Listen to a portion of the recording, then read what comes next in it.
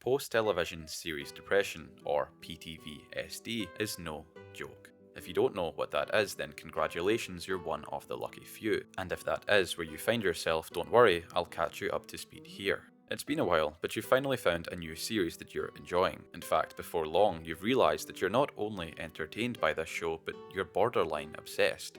When you're not actively watching it, you're watching YouTube videos about it. You talk about it to anyone who will listen, and you're beginning to annoy your friends due to how many times you've told them to start watching it because it's so good and it's changed your life for the better, and they deserve to experience that too. God damn it, Austin and Cameron, just watch Attack on Titan already.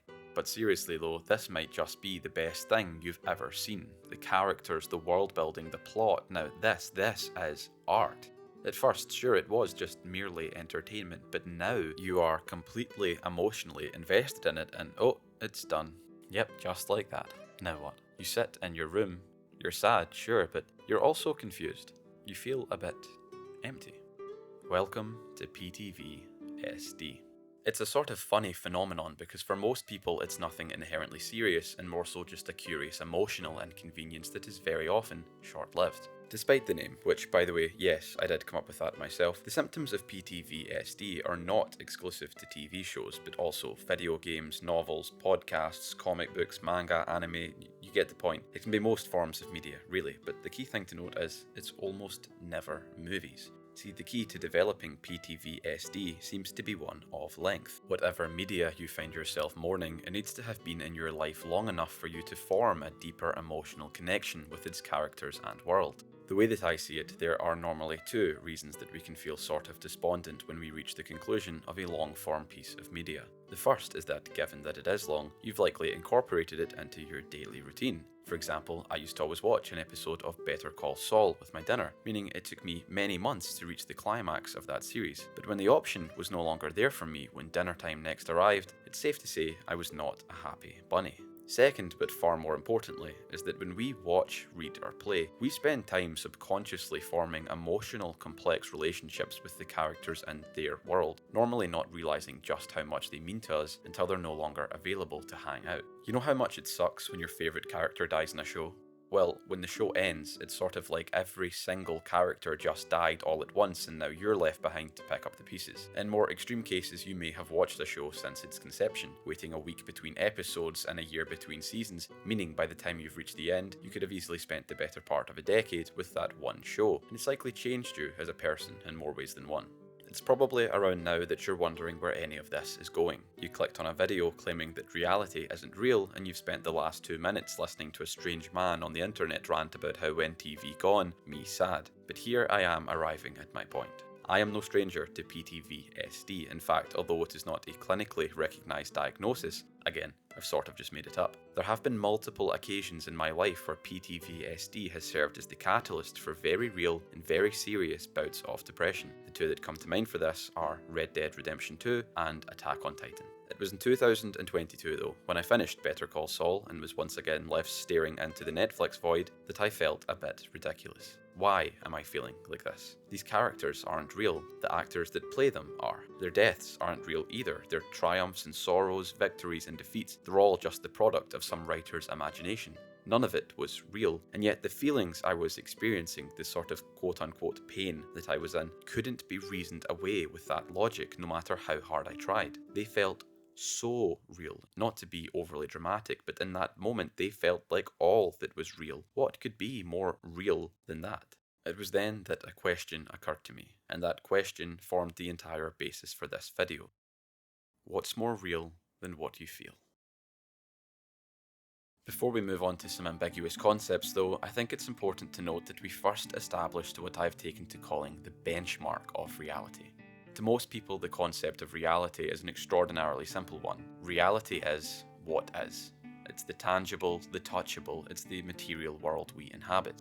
It's the sun, the stars, the atoms that make us, and everything in between. Put plainly, it is the objective, with no room for anything else. Hell, you can't even write down the word reality without first spelling out real.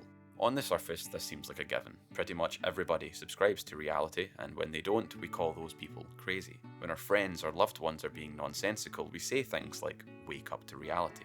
Well, here it is, and hear me out. I don't really believe, for all intents and purposes anyway, that reality can exist. I think that reality, or at least our understanding of it, is a concept much like communism that works more so on paper than in, excuse the pun, reality.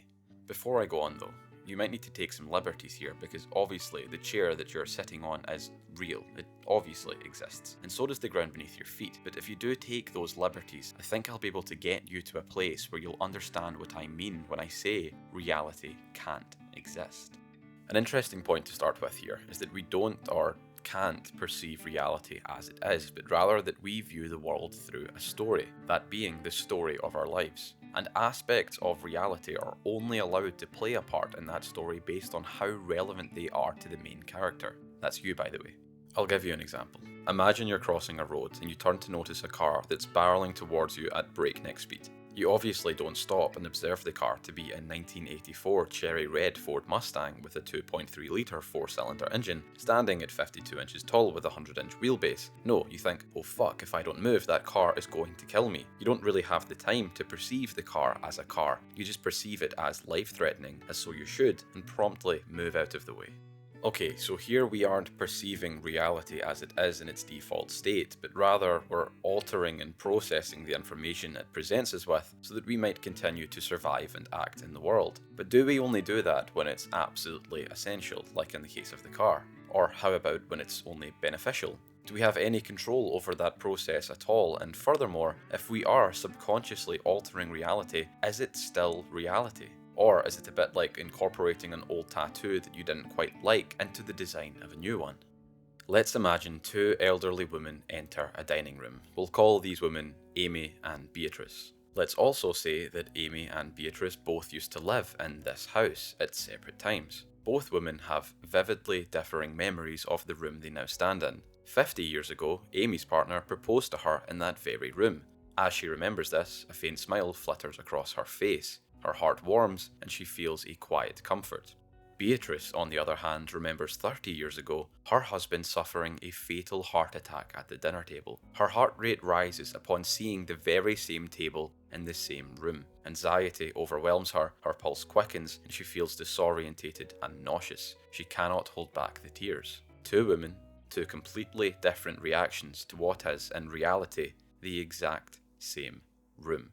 And that's all it is. Just a room. And yet the room has made these two women feel the way that they feel, except it hasn't because it is just a room. And what they are feeling is caused by what takes place in their head, which is where we actually live. I'll say that again. We do not live in reality. We exist in our own unique version of the world, ergo, our lives are a story. Following this, I now have a question for you. A man builds a cabin deep in a remote forest. He tells nobody about it. Some years later, he dies. Does the cabin still exist?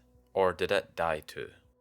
If you're a non-insane person, you would answer yes, the cabin obviously still exists. Somewhere out there in the unexplored and uninhabited forest, that cabin would objectively exist. But if no human being on the planet was aware of its existence, it may as well not exist. Right? That solitary shack in the woods exists, sure, but only in a world that is almost completely separate from ours. A world of cold and plain fact. A world of binary, even. The reality that it exists in is like a colourless canvas.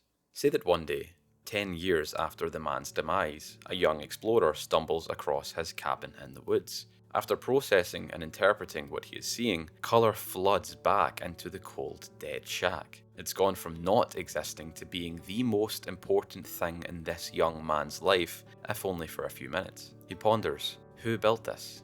It's so well put together. How did they build it all the way out here in the middle of nowhere? And why did they build it? It does look a bit old and perhaps a little uncared for. Maybe nobody's been here in a long time. Will the builder ever come back? Maybe they've moved away. Oh, maybe they're dead. Wait, what if they're dead inside the shack? All of this wonder and amazement is happening inside of the explorer's head. In reality, the shack hasn't changed. It is as it has always been, but simultaneously, in a separate world, it has transformed from nothing into something once again. I think what I'm trying to convey here is that I see the world as existing in two sorts of linked yet at the same time completely separate realms. Baseline reality exists basically as a setting and catalyst for humanity's reality to spring forth from. The two are akin to oil and water. You can put them in the same glass, but they will never mix. Reality is the oil, we are the water, and the glass is the world we sort of share. What I'm getting at is that baseline reality is only really worth something if there is somebody there to observe it. A beautiful landscape is not beautiful in reality because beauty has no place in the objective. It is only in our subjective and often flawed human perspective that beauty is allowed the room it needs to flourish. The act of observation by a human reveals or creates a reality that is unique to the observer, just like Amy and Beatrice in the earlier anecdote. So if I've still not been able to convince you that reality can't exist, then let me try one last Hail Mary. This one's a lot less logical or explainable, but I have a feeling it might get my point across better anyway. You'll recall at the start of this video I referred to a question. I asked, what's more real than what you feel? I'm asking you if you think your feelings are real. The knee-jerk reaction would be to say yes, but you can't see them and you can't touch them. You can't smell them or hear them, they aren't tangible, and they certainly aren't objective. So by every observable metric, your feelings don't exist. And yet, try arguing away depression with that logic. By the laws of reality, your feelings do not exist, and yet your feelings, our feelings, have been entirely responsible for literally every single action that has ever taken place throughout the history of humanity. Every battle, every war, every peace treaty and alliance, all of it can be boiled down to human emotion. Emotion moves the world, it's the catalyst that sparks action. What could be more real than that? Whilst working on this script, a friend had told me that many of my arguments in this video fall flat on their face. They told me I was mixing up reality and our perception of it, but that is the point I've been trying to convey so poorly this entire time. We will always have a unique perspective on reality. We can't ever observe reality as it truly is. We are always going to have thoughts, feelings, and opinions towards it. We are always going to make it our own, which is how I've reached the conclusion that, for all intents and purposes, reality cannot, or may as well not, exist.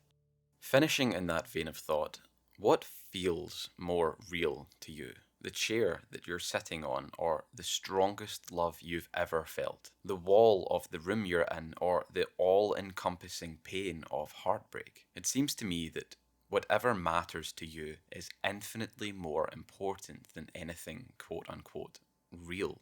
What matters more than matter itself. So the next time you find yourself suffering from PTVS or anything else that just makes you feel a bit daft, don't discount those feelings, because your unique take on the world exists only in your head. Everything else is just real, and that is uninspiringly boring.